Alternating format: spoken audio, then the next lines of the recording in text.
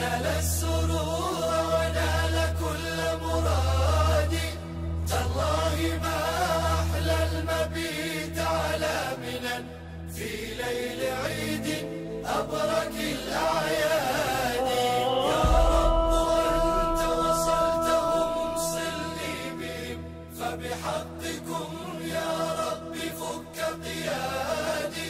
بسم الله والصلاة والسلام على رسول الله وعلى آله وصحبه أجمعين. bayan haka jama'a waɗanda suke tare da mu barkanmu da sake haɗuwa da ku a cikin wannan shiri namu wanda muke jawo hankalin juna game da ribatar falalar ubangiji subhanahu wa ta'ala da yake wa bayinsa a cikin lokuta mabambanta don su kwarfata don su ɗiba daga cikin falalolinsa da ni'imarsa su kuma ƙara yawan ayyukan alkhairansu waɗanda da su ne za su samu kyakkyawar daraja za kuma su ɗaukaka a gurin Allah subhanahu wa ta'ala. Muna magana akan kwanaki 10 farko na watan Zul-Hijja, kwanaki masu tarin albarka, kwanaki masu tarin falala, kwanakin da babu kamar su a cikin kwanakin duniya. Mun ji ayoyin alkur'ani waɗanda suke bayani akan falalar waɗannan kwanaki, mun ji daga cikin hadisan annabi Muhammad sallallahu alaihi wasallam, sannan kuma mun ji irin jan hankalin manzon Allah da abin da manzon Allah ya gaya mana cewa kawai mu dage da varieties na duk abin da ake kira al'amalus salih, duk wani aiki da za a iya sifanta shi da aiki ne na gari, wanda kuma kun san daga cikin ka'ida aiki na gari shine ya zama an yi dan Allah an kuma yi daidai da koyarwar annabi Muhammad sallallahu alaihi wasallam. Don haka duk wani abu da mutum zai yi dan Allah kuma ya zama ya dace da koyarwar annabi Muhammad ko babba ko ƙarami, matuƙar ya aiwatar da shi a cikin waɗannan kwanaki 10 na farkon watan Zul-Hijja, to su ne wannan aikin ya fi zama abin ƙauna abin so a gurin Allah sama da aikin da mutum ya yi ba a cikin waɗannan kwanakin ba, ko da ko yaƙi ne ji manzon Allah. Wanda kan haka muka ji sahabban annabi Muhammad, Abdullahi dan Abbas, Abdullahi dan Umar, Sayyidina Abu Hurairah radiyallahu anhu, da aikin Sayyidina Umar da sauran sahabbai da suke tare da shi sun nuna mana irin yadda matsayin kabarbari suke da matsayi a cikin waɗannan kwanaki. Mai yawaita faɗin Allahu akbar, Allahu akbar, la ilaha illallah, Allahu akbar walillahi alhamd. Wannan ya zo zuwa na musamman cewa sahabban manzon Allah in waɗannan kwanakin suka shigo suna ɗinke waɗannan kwanakin da wannan ibada. Sannan mun ji ya zo a cikin hadisin Abdullahi dan Abbas manzon Allah ya ce kwanaki ne fa na cewa subhanallah walhamdulillah wala ilaha illallah wallahu akbar, saboda haka ku yawaita faɗin waɗannan azkar ɗin a cikin waɗannan kwanakin. To bayan waɗannan ayyukan guda biyu, to akwai wani aiki shi ma gagarumin aiki ne mai daraja mai falala, shine azumi.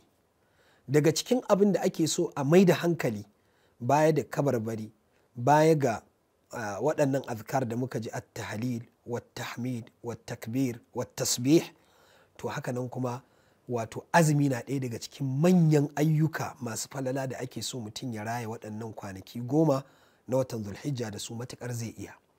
Amma kada mu manta wannan azumin zai zama azumin nafila ne, don haka duk wani hukunci na azumin nafila yana da kyau a ɗauko a ɗora masa.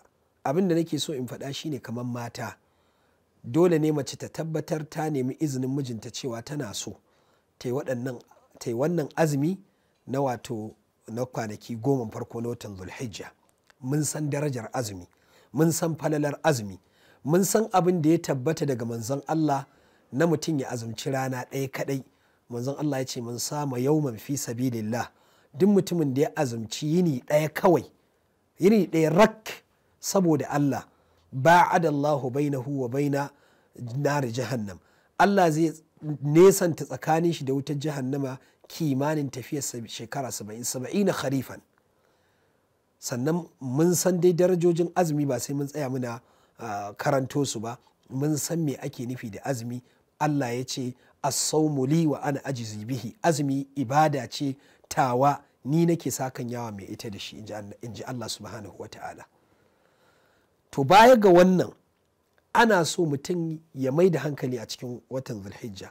hadisi ya zo a cikin sunan na imamu abi dawud da kuma musnad da imamu ahmad, imamu tahawi da imamu al-baihaqi sun rawaito wannan hadisin, banda su wasu ma sun rawaito cewa manzon Allah sallallahu alaihi wasallam an rawaito hadisin ne daga sayyidatuna ummu salama ta hanyar hunaida ibnu khalid. Duk da hadisin an samu dan tantankawa tsakanin malamai, amma dai shekul albani shi ya ce hadisi ne ingantacce.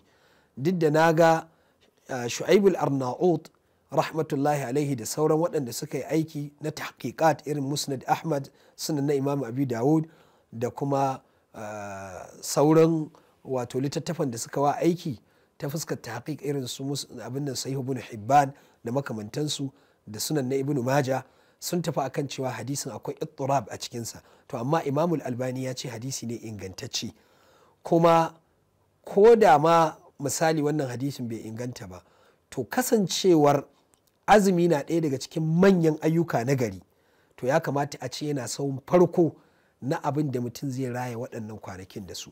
To balantana ƙara da wannan riwayar da aka rawaito daga sayyidatina ummu salama matar annabi muhammad, take cewa kana rasulullahi sallallahu alaihi wasallam ya sumu 9 Zul-Hijja, manzon Allah ya kasance yana azumtar ranaku 9 na watan Zul-Hijja, ma'ana daga ranar farko ta shiga annabi sallallahu alaihi wasallam zai kama azumi, yayi rana ta 2, rana ta 3, rana ta 4, rana ta 5, rana ta 6, rana ta 7, rana ta 8, rana ta 9, wanda ita ce ranar arfa.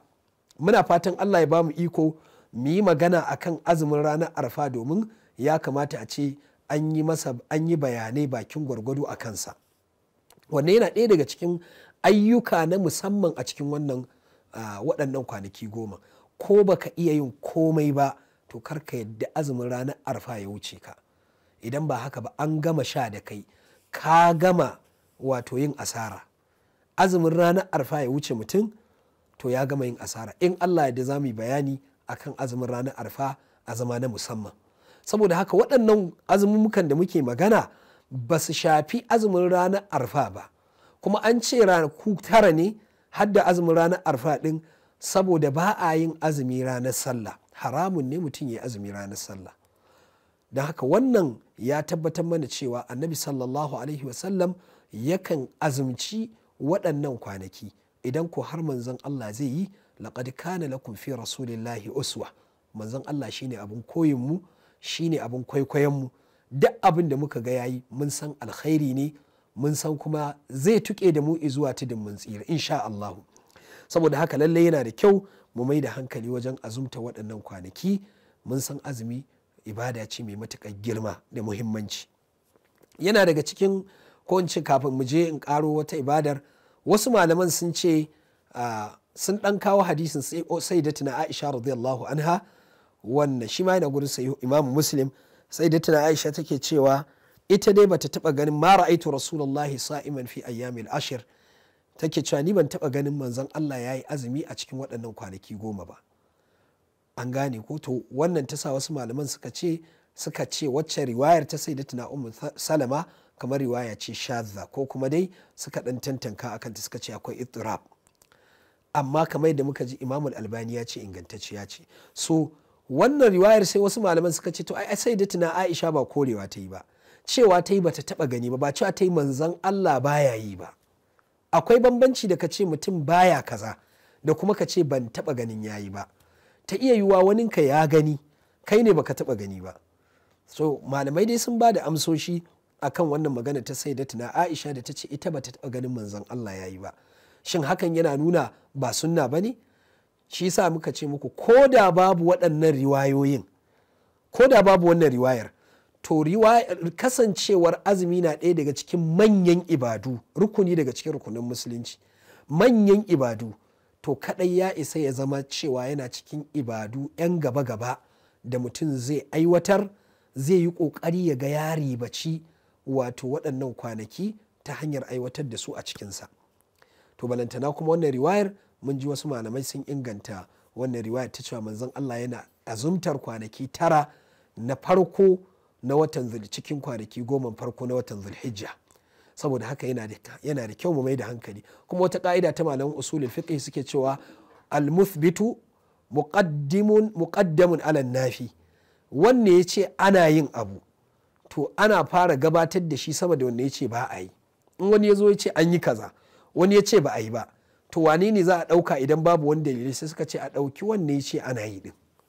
So saboda haka bisa wannan ka'idar, daga cikin abin da nake so in ƙara kawo mana shine wato mai da hankali wajen abin da ya shafi layya, wanda ita ma a cikin 'yan mintunan da muke da su ba za mu iya yin bayani akan abin da ya shafi layya ba, illa iyaka mu sani cewa tana cikin sha'air min sha'airil islam, sha'ira ce min sha'airil islam.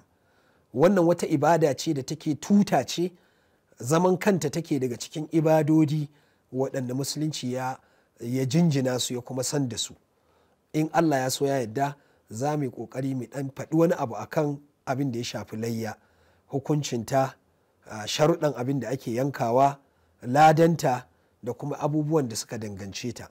To amma da abin da nake so in jawo hankali akan shi wanda yake da alaƙa da goman farko na watan Zul-Hijja shine wani hadisi na sayyidatina ummu salama shi ma radiyallahu anha, wanda take cewa annabi sallallahu, hadisin yana cikin sahihu muslim, take cewa manzon Allah ya ce duk mutumin da yake so ya yi layya ga karan kansa, na ce ga karan kansa ne don kada ya zama yana so zai yi layya amma ba karan kanshi zai yanka ba, zai yanka wa iyayen shi ko wasu ko makamantansu. A'a, idan Allah ya sa kana so ka yi layya kuma ka fahimci kana da iko tun kafin watan Zul-Hijja ya kama, to ka yi ƙoƙari ka ga kayi duk wani, ka yanke farce, ka aske gashin hamata ko gashin gaba ko askin kanka, ka aske shi. Saboda wannan hadisin na Ummu Salama da ta ce manzon Allah ya ce duk mutumin da Allah ya sa yana da ikon zai yi layya kuma watan Zul-Hijja ya kama, yana da damar da zai yi layya kuma yana so zai yi din, to ya yi ƙoƙari kada ya yanke farcensa, kada ya aske wani gashi a jikinsa har sai ya yanka a ballayyarsa.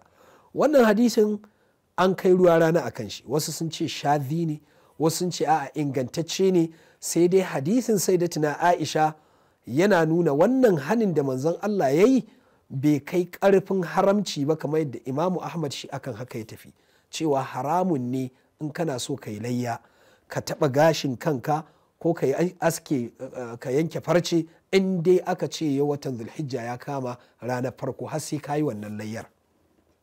Amma malaman malikiya, malaman hanafiya, Imamu Shafi'i da sauran malaman mazhabarsa sun tafi akan cewa a'a, wannan hanin bai kai karfin haramci ba, makaruhi ne, saboda wannan hadisin na sayyidatina Aisha da take cewa wato ni na kasance ina saƙa wato kaman igiyoyi kenan, igwai da ake ɗaura ma hadayar manzon Allah in zai tura su zuwa Makka. Mun san akwai layya akwai hadaya, hadaya a Makka ake yin ta, layya kuma ana yin ta a ko'ina. To manzon Allah yana yin layya a Madina kuma yana tura da dabbobinsa a yanka masa a Makka a matsayin hadaya. To waɗannan dabbobin in za su tafi ana yi musu alamu, to waɗannan alamun ita ce sayyidatina Aisha ta ce ni nake saƙa igiyoyin da suke zama alama na waɗannan dabbobin, aka gansu an gane hadaya ce, kuma manzon Allah ya tura su Makka. Ta ce kuma manzon Allah duk abin da ya zama halal a gare shi baya fasa yi dan ya shiga goman ƙarshe kuma ya tura da hadaya. Saboda haka waɗannan malaman sai suka ce wannan hadisin ya rage ma hanin da ya zo a cikin hadisin sayyidatina Ummu Salama ƙarfi. To amma mu gane, ko da an ce mustahabbi ne, duk abin da aka ce manzon Allah ya kwaɗaita ya ce ga yadda ya kamata, to ya kamata musulmi ya miƙa wuya ya kuma ba da haɗin kai. Wa ma kana li mu'minin wala mu'minatin idza qada Allahu wa rasuluhu amran an yakuna lahumul khiyaratu min amrihim. Mumini bai da zaɓi idan aka ce ga abin da manzon Allah ya nuna ya ce shine abin so, ya zama cewa shi kuma yana ganin a'a bari na fasa yin kaza. Saboda haka ni ina karkata, ko da ban ce haramun bane, amma ina karkata akan cewa lallai yana da kyau mutum ya yi ƙoƙari ya ga irin waɗannan abubuwan ya aikata su. Ba zai gagare ka ba, ka san za ka yi layya, to tun kafin a watan Zul-Hijja ya kama ka tsabtace jikinka, ka aske gashinka, ka yanke farcenka, ta yadda in watan ya kama za ka yi ƙoƙarin kwatanta abin da ya zo cikin hadisin Ummu Salama daga manzon Allah, ba za ka taɓa ba har sai ka yi layyarka, ka dai ci riba, ka samu lada, ka fi wanne bai yi ba. Da fatan Allah maɗaukakin sarki ya datar da mu, ya kuma albarkaci rayuwarmu, ya kuma amsa mana ibadodinmu, ya ba mu ikon yin ikhlasi a ciki. wassalamu alaikum wa rahmatullahi. نال السرور ونال كل مراد تالله ما أحلى المبيت على منن في ليل عيد أبرك